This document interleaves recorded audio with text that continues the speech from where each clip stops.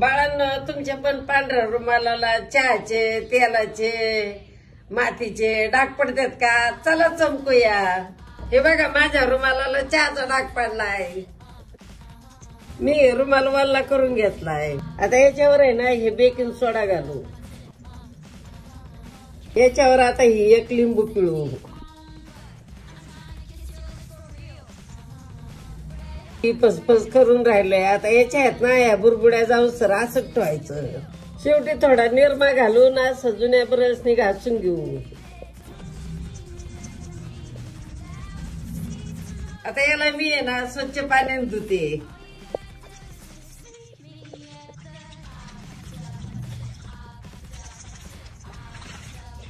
रुमाल आहे ना, मी धुवून घेतलाय. आता बघू. बघा ना किती स्वच्छ निघलाय. आता याला आहे ना, उन्हात वाळू